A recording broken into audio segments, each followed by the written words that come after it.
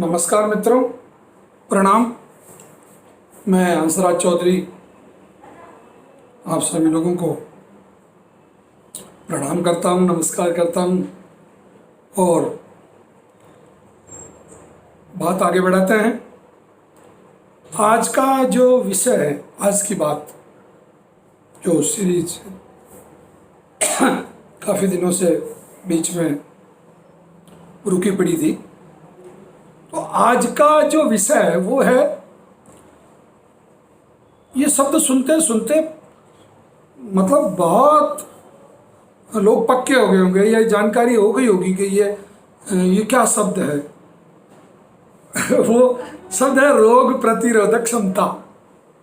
रोग प्रतिरोधक क्षमता यानी कि जिसे इम्यूनिटी या इम्यून पावर अंग्रेजी में कहा जाता है।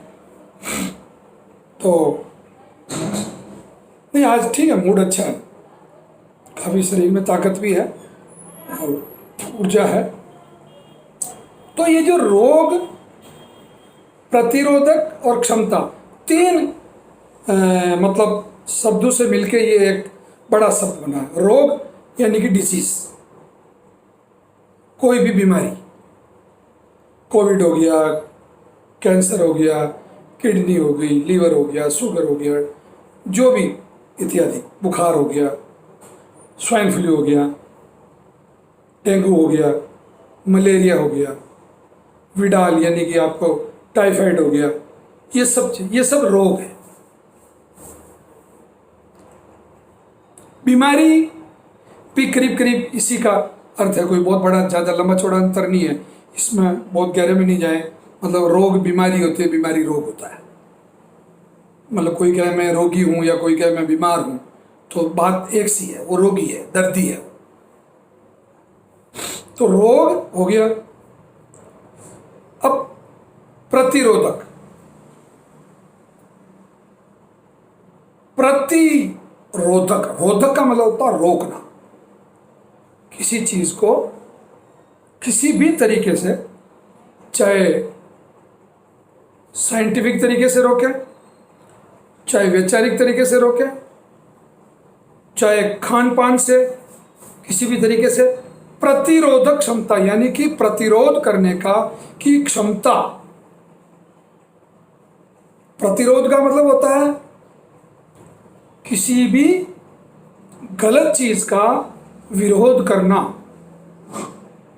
किसी भी प्रतिरोधक शब्द पे ध्यान देना, पर बहुत गहरी समझने वाली बात है ये आज की बात का मेरा कोई भी एपिसोड ऐसे नहीं होता है, या कोई भी मतलब यूँ ऐसा नहीं कि कोई भी वीडियो यूँ बना दिया दिमाग में आ गया। तो बहुत स्टडी करता हूँ मैं, कम से कम 3-4 घंटे मुझे एक वीडियो पे मेहनत करनी होती है, तब जाके आपको ऐसी एक परिपक्व और एक बिल्कुल एक मिली जुली और एक ताकतवर चीज़ दी जाए। चीज़ ताकतवर होनी चाहिए। तो ये जो प्रतिरोधक है, एक शब्द इससे मिलता जुलता आपने सुना होगा, प्रतिशोध। ये बिल्कुल इसका उल्टा हो गया। मतलब प्रतिशोध करना नहीं, ये नेगेटिव विचारों वाला है, और प्रतिरोधक पॉजिटिव विचारों वाला है। मतलब किसी भी चीज़ का विरोध किया जाए और उसको सही तरीके से परमानेंटली डेवलप किया जाए, आपके शरीर के अंदर उसका पूरा परमानेंट विकास किया जाए, उसको विकसित किया जाए। अब रोग प्रतिरोधक क्षमता, तीसरा शब्द हो गया क्षमता, यानी कि कैपेसिटी। आपकी जो कैपेसिटी है कि आपके शरीर में रोगों से लड़ने के लिए या बीमारी से लड़ने के लिए कितनी कैपेसिटी है, आप कितना अंदर से इम्यून सिस्टम आपका पावरफुल है। वो सेम वैसे समझ लें आप कि जैसे एक नदी है, उसमें 5 फीट पानी का बहाव रहता है। अब आपको उसमें बांध बनाना है। अब वो बांध कितना बड़ा बनाना है, ये उसकी कैपेसिटी पर निर्भर करेगा कि आपको, पहली बात, आपको पानी कितना चाहिए, कितना स्टोर करना चाहते हैं। परंतु शरीर में इसका बिल्कुल उल्टा है। शरीर में जो नदियां बहती है, विषाणु की, कीटाणु की, अंडाणु की, जीवाणु की, ये आया ना मजा? मुद्दे पे आया ना? इतनी देर धैर्य रखा तो मजा भी आएगा। और वीडियो पूरा देखा करें। वीडियो देखने में क्या जा रहा है आपका, और समय नहीं है तो पहले बीच में आधा देख के फिर बाद में आधा देख लो, पर पूरा देखो, पूरी जानकारी मिलेगी, मेरे पूरी मेहनत का फल मिलेगा आप लोगों को।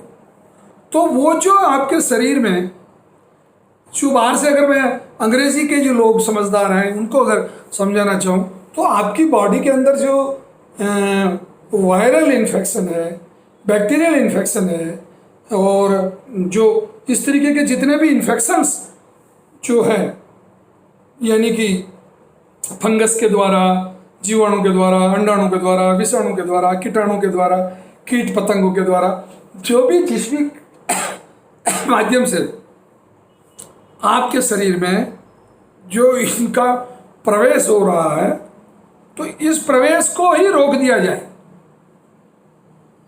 समझना बात को, इस प्रवेश को ही रोक दिया जाए तो कितनी अच्छी बात हो जाए भाई। अब सीधा उदाहरण पे आ जाता है अपन कोविड पे। अगर आपकी रोग प्रतिरोधक क्षमता अच्छी है तो आपको कोरोना नहीं हो सकता। अब कैसे नहीं होगा?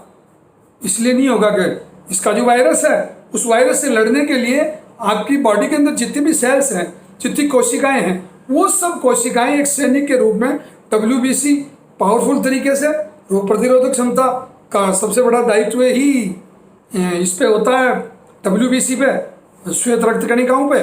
तो श्वेत रक्त कणिकाएं अगर किसी के शरीर की पावरफुल है तो वो बैक्टीरिया को भी ज़्यादा प्रभाव नहीं करने देगी, वो वायरस को भी ज़्यादा प्रभाव नहीं करने देगी, फंगस को भी ज़्यादा प्रभाव नहीं करने देगी।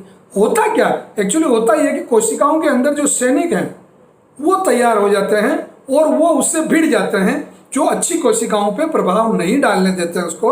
और एक समय ऐसा आता है कि वो आपके शरीर में जो भी विषाणु, कीटाणु, अंडाणु का जो भी अटैक हुआ है बाहर से, वो कई माध्यम होते हैं। हवा के माध्यम से हो सकता है, पानी के माध्यम से हो सकता है, भोजन के माध्यम से हो सकता है, या हो सकता है आप किसी के संपर्क में आए उससे हो सकता है, स्किन बाय स्किन भी हो सकता है, बहुत सारे तरीके हैं। तो इन सब के चलते, या हो सकता है आपके बॉडी के अंदर ही कोई इन्फेक्शन पैदा हो जाए, आंतों में, आमाशय में, बड़ी आंत में, छोटी आंत में, वहाँ अंदर इंटरनल इन्फेक्शन भी, कोई बैक्टीरियल इन्फेक्शन या स्वेलिंग वगैरह ऐसा कुछ आंतों में आके, और तो ये सब जितना भी इन्फेक्शन बनेगा, बैक्टीरियल, वायरल, फंगल, ये जितना भी है, तो अब लोगों को बड़ा आश्चर्य होता होगा, यार ये क्या आदमी है, कितनी मेहनत करता है, क्या खपती है एक नंबर का। बिल्कुल हूँ भाई, खपती, मेहनत करता हूँ और आपके लिए कर रहा हूँ मेहनत। बचा हुआ पूरा जीवन ही केदारनाथ रास्ते के बाद आप ही लोगों को समर्पित कर रखा है, तो क्यों नहीं अच्छी अच्छी जानकारियाँ दूँ आपको। और जानकारियाँ तो आप लोगों को भी है, ऐसी बात नहीं है। मैं इतना तो मुझे ध्यान है कि आप लोग विद्वान हैं और आप लोग समझदार हैं और इन चीज़ों को बहुत गहरे से और गंभीरता से लेते हैं, और यही कारण है कि इतना अच्छा संबंध अपने आप लोगों से बने हुए हैं पिछले 6 साल से। और अब तो बहुत लंबे समय तक बने रहेंगे, क्योंकि अभी कोरोना से लड़ाई जीत गए, जंग जीत गए, मौत को पछाड़ के और बाहर आए। तो ये क्यों हुआ? ये रोग प्रतिरोधक क्षमता थी शरीर में, रोग ने अपना प्रभाव किया, क्योंकि वो इस तरीके का वायरस है तो उसने अपना प्रभाव किया।